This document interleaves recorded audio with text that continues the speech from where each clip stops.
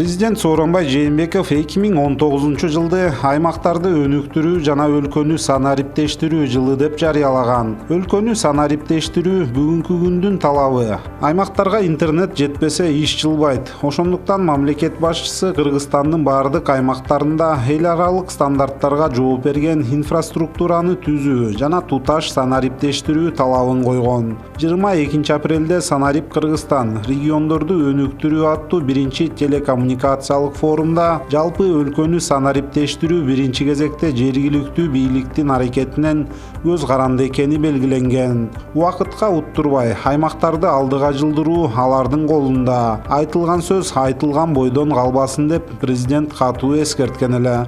Түндүк системасы аркылуу керексиз процедураларды жана справкаларды жокко чыгарууну талап кылам.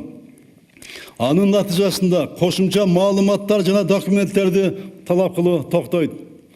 Мамлекеттик органдар жана жеке сектор документтерди электрондук форматка алмашат. Мамлекеттик органдар, жергиликтүү өз алынча башкаруу органдары жана бизнес түзүмдөр түндүк системасы аркылуу гана иштешет. Өз ара иш аракеттеринде кагазды колдонууну токтотушат. Социалдык кызматтар боюнча пенсияга чыгуу, балага сүйүнчө алуу, жөлөк пул алуу үчүн бюрократиялык тоскоолдуктарды жоюу абзел. Бул керексиз справкалар жана документтерди жокко чыгаруу аркылуу ишке ашат. Ушул милдетти толугу менен түндүк системасы аркылуу электрондук форматка жүргүзүү үчүн бардык шарттарды түзүү зарыл. Эскертип кетейин, мамлекеттик органдардын түндүк системасына кошулуусу жана өз ара маалымат алмашуу менин жеке көзөмөлүмдө болот. Аймактарда аткарылып жаткан иштер туурасында ар бир облуска токтолуп кеңири айтып беребиз.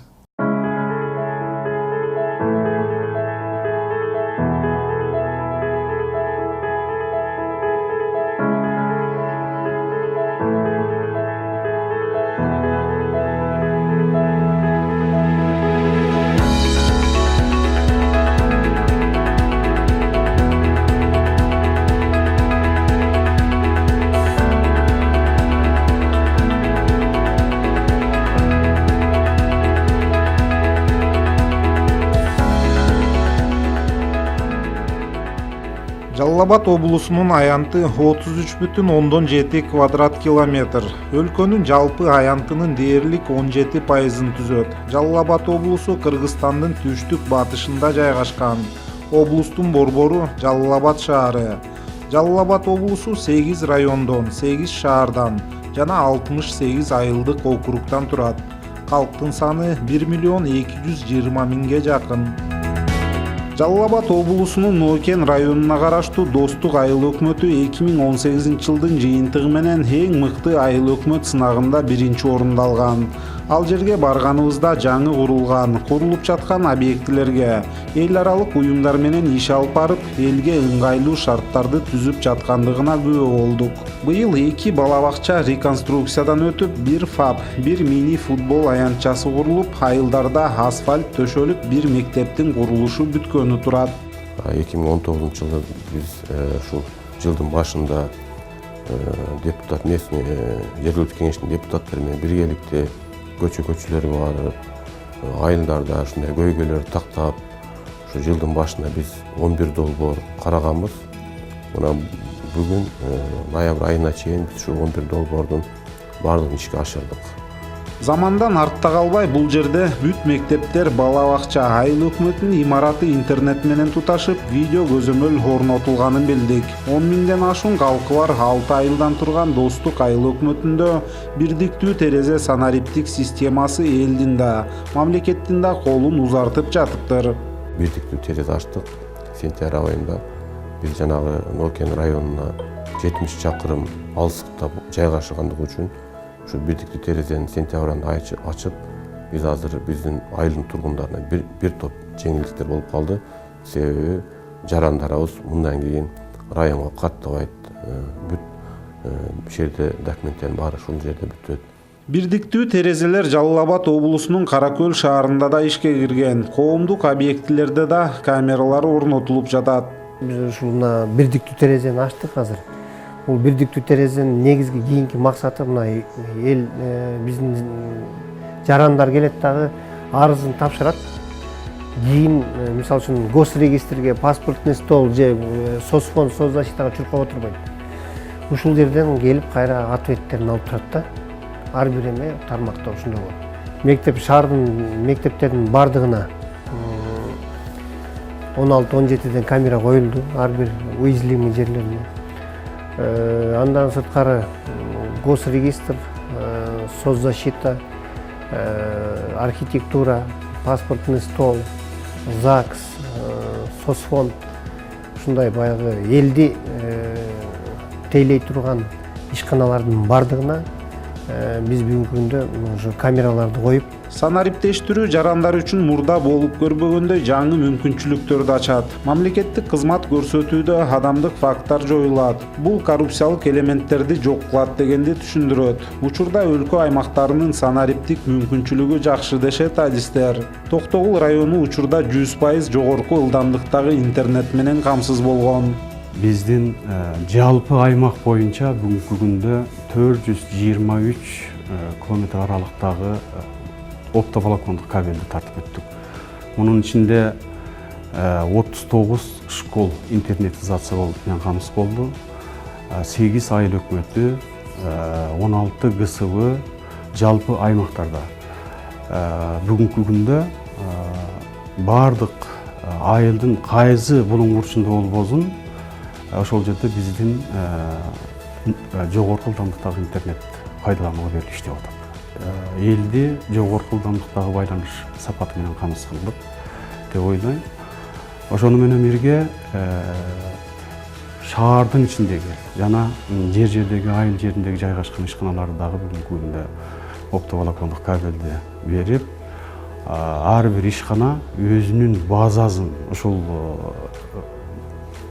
сервиске киргизип, ошону менен бүгүнкү күндө иштешип атат. Жалал Абад шаарынын жашоочулары эми балдарын мектепке жана бала бакчага киргизүү үчүн тааныш билиш издебей электрондук кезекке турушат. Мындан башка коопсуз шаар долбоорун ишке ашырууга даярдыктар көрүлүп жатат. Мына Жалал Абад шаарында 12 жерге бүгүнкү күндө баягы чоң көчөлөргө ушул 12 жерге видео көзөмөл орнотуу боюнча жумуш жүрүп жатат.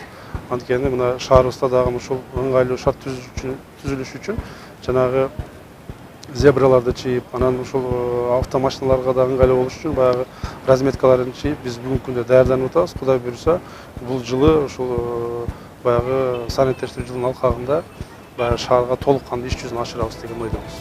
Санариптештирүү менен бирге быйыл Жалал Абад шаарында социалдык объекттерди, жолдорду куруу, реконструкция иштери, жашылдандыруу жана жарыктандырууга да көп көңүл бурулган. Өзгөчө биз Жалал Абад шаарында мына бир топ ийри көчөлөрдү ачтык. Анын ичинде сиздер билесиздер, мына Манас көчөсүн толук кандуу бүтүрүп бүгүнкү күндө шаарыбыздын тургундары пайдаланып атышат. Мындан сырткары Пушкин көчөсүн мына соңуна чыктык. Мындан башка дагы шаардын ички көчөлөрүн бүгүнкү күндө биз центральный көчөлөрдү эмес, баягы ички көчөлөрдү да тургундардын жарандарыбыздын кайрылган арыздардын негизинде мына жалпысынан ушул тротуар болуп, көчө болуп, жалпысынан ушул 7 километрге жакын. Быйыл 2019 жылы ошо асфальт төшөө иштерин кылып отурабыз.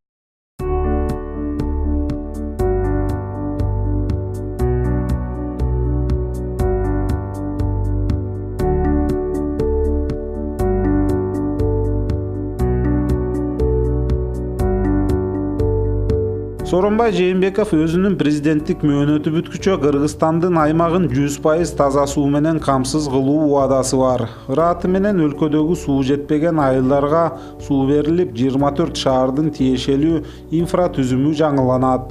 Аракеттерди баштадык. Бул 653 айыл, мына былтыр 69 айыл суу менен камсыз болду. Азыр 5 жылга 584 айылды таза суу менен камсыз кылуу маселеси турат. Азыр сүйлөштөр жүрүп атат. Бул боюнча дагы 27 миллиард сомдук азыр финансалык булактар аныкталды. Бул боюнча буйруса 5 жылда бүтүрөбүз. 75% каражат азыр мына табылды буйруса, 75%га каражаттар. Дагы 25%-ын мына буйруса эң кичине аялга чейин аны таап бүтөбүз. 5 жылда таза суу менен бардык биз айылдарыбызды 24 жылга чейин камсыздап бүтөбүз. Бул чоң маселе, оор маселе, бирок муну биз аткарабыз. Бюджеттин жана эл аралык уюмдардын эсебинен таза суу долбоорлору ишке ашырылып жатат. Жалал-Абад, Майлуу суу шаарларында, Кербен шаарынын кошумча 6 айылы менен ичүүчү суу системалары жаңыртылууда. Облустун 5 районундагы 24 айылда иш башталганы турат. Токтогул районунун тургундары президент Сооронбай Жээнбеков менен жолугушууда таза суу маселесин көтөрүп келишкен. Аймактарды өнүктүрүү жылынын шарапаты менен эгемендик алгандан бери чечилбеген көйгөй толук чечилгени турат. Кара Тектир айылында таза суу тартуу үчүн арыктар казылып, куурларды жаткыруу жумуштары кызуу жүрүп жаткан кези. Булардын баарын ишке ашырууга айыл өкмөтү көмөктөшөт. Айылга таза суу ар бир үйдүн ичине счетчик менен кирмек болуп атат. Буну Арис аркылуу Ислам өнүктүрүү банкы каржылап атат. Бу жерде тендер ойнотулуп, андан 7 фирманын ичинен Победа деген ОСО Победа утуп алды. Мунагу иштеп аткан балдар ошо ОСО Победанын балдары. Бу жерге сентябрь айынан баштап иш башталды.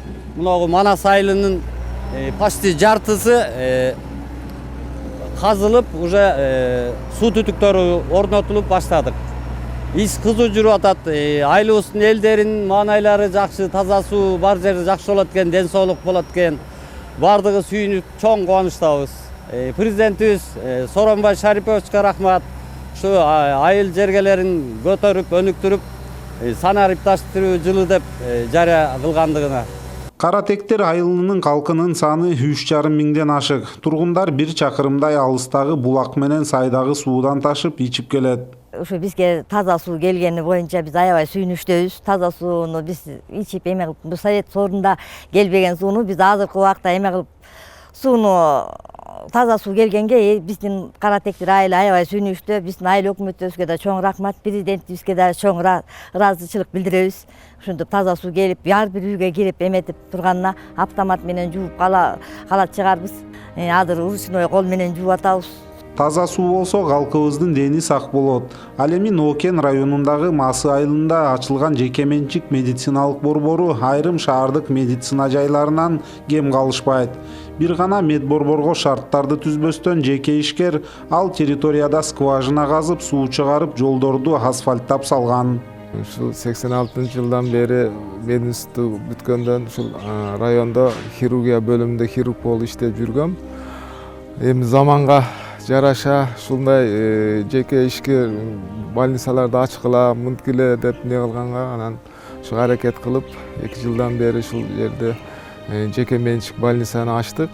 Мен өзү ушу больницаны ачканда, ал больницада элдерди аяка бар анализ тапшыр, бул жака барып текшерилип кел деп кыйналат эле да. Ошону көрүп, именно ошо кыйналбасын, ушу бир жерден текшерилип, бир жерде дарылансын деп, ошо максатта ушуларды ачып, ушул больницанын ичинде эле бар жок текшерилет, жатылып лечение кылышат. Бу жерде общий лечениялардан реабилитацион центрлерди ачтык.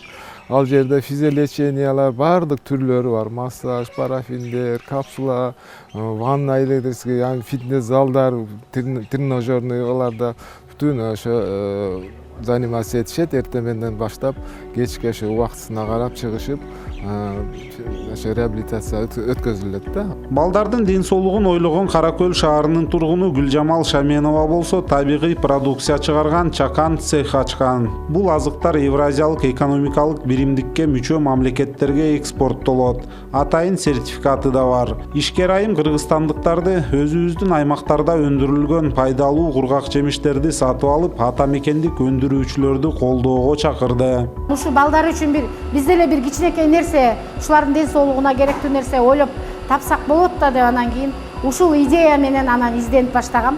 11 түр продукция чыгат. Бул деген кургатылган мөмөлөр менен жаңак дайнектердин түрлөрү жана ошолордун аралашма микстери дагы бар. Ичинде эмне тамак аш бар. Бул атайын балдар үчүн арналган. Мен ойлойм ушул элдер секинден крешки же болбосо чипсинин ордуна секинден ушул өзүбүздүн кыргыздын ден соолугуна керектүү тамак аштарды алып жеп ден соолугун чыңдашат деп. Эми бул ден соолукту чыңдаганга балага ата эне да көмөктөш болуш керек да. Чипс алып же мармелад алып же дебей, мейиз алып же, өрүк алып же жаңак алып же, ден соолугуңа пайдалуу деп биздин ата энелер да ошол ишке барышыбыз керек да. Жалал Абад облусун кыдырганыбызда пахта терими кызуу жүрүп жатканын көрдүк. Азыр дыйкандар өндүргөн продукциясын алыска алып барып убара болушпайт экен. Анткени бир эле Нокен район аймагында эле 7 пахта заводдору күнү түнү иштеп жатат. Ал жактан иштелип чыккан пахта буласы Түркия менен Россияга экспорттолот. Ал эми адистердин айтымында жыл сайын пахтага басым жасаган дыйкандардын саны да, пахта аянттары да көбөйүүдө. Мурдагы жылдарга салыштырганда Кыргызстанда пахта өндүрүү көбөйгөн. Анткени 2015-жылы 44 000 тонна гана өнүм болсо, былтыр бул көрсөткүч 2 эсеге өскөн. Эми Кудайга шүгүр биз кошуп атабыз. Дыйкандарга кызмат көрсөткөндөн кошуп атканыбыз ошол да. Убагында чыгарып берип атабыз буласын. Кыйнабай алып жыйып атабыз дыйканды. Дыйкан таразадан өткүзсө эсеп бизге болду. Калганы дыйкандын проблемасы эмес. Биз эметебиз, ошо кызмат көрсөтөбүз. Токтогул районунун эң алыскы деп эсептелген Ничке Сай айылында 4000ге жакын жашоочусу бар. Сайыз урагандан бери өзүнчө айыл аталып келет. Бүгүнкү күнү 2 мектеп, бирөө жаңы, 2 ФАП, бала бакча, кичи ишканалары бар. Жакындан бери биринчи жолу кафе да ачылыптыр. Мындан бир нече жыл мурда айыл өкмөт Уй Сарайда отурган. Өкмөт деген элдин, жердин жүзү болсун деп ушул айылдын кулуну жаңы 3 кабаттуу имарат куруп баштап, ашар жолу менен туруп калган экен. Анын ичинде азыр электрондук китепкана, почта кызматы орун алган. Жакында эле мына КСУ салдык. $27 000 акча берди. Элдин салымы 101 000 чыгылып, азыркы талапка жараша 8 комнаттуу 15-40, 10-40 кылып туруп жаңы КСУ салдык. 8 о. Мындан тышкары быйылкы жылга мына биз мына 900 метрге асфальт болду. Бул дагы Минтранстын эсебинен, бирок бул биздин аракеттин негизинде кайра кат жазып алып, көчөбүздү чаңдашып аткандан кийин мына быйыл ошол 900 километрге аз да болсо асфальт болду. Ничке Сай айылы достук айыл өкмөтү сыяктуу республика боюнча мыкты айыл өкмөттөрүнүн катарына кошулары али алдыда. 2019 жылдын 9 айында 135 жаңы ишканалар ишке киргизилген, 1136 жаңы иш орундары түзүлдү. Анын ичинде 29 өнөр жайы, 762 жумуш орун, 33 соода борбору, 127 жумуш орун, 3 айыл чарба, 9 жумуш орун, 70 кызмат көрсөтүү, 238 жумуш орун ишке киргизилген. Айыл чарбасын каржылоо жети долбоорунун алкагында облустун айыл чарба товар өндүрүүчү 2001 субъектиге жалпы суммасы 871 миллион 470 миң сомдук жеңилдетилген 10% жана кайра иштетүү тармагына 6%дык насыялар берилген. Калкты таза суу менен камсыздоо жалпысынан 48 айылда 3 шаарда иштери жүргүзүлүүдө. Автожолдорго, көчөлөргө жалпы узундугу дээрлик 70 чакырым асфальттоо иштери аткарылды. Интернет булагына 430 мектеп туташтырылган, камтуу көрсөткүчү 91%га жакын. 344 жалпы билим берүүчү мектептерге видео байкоо, 78 мектепке чейинки мекемелерге видео көзөмөл орнотулган. 20 мектепте окуучуларды 1-класска кабыл алуу электрондук каттоо аркылуу жүргүзүлөт. Элдин тамыры элетте, элет өнүксө өлкө өнүгөт. Таза суу менен камсыз кылуу, ирригация системасын оңдоо, аймактарда кайра иштетүүчү ишканаларды куруу, санариптештирүү, социалдык объекттерди куруу сыяктуу милдеттер Талас облусунда кандайча ишке ашып жатканы тууралуу баян кийинки көрсөтүүдө болот.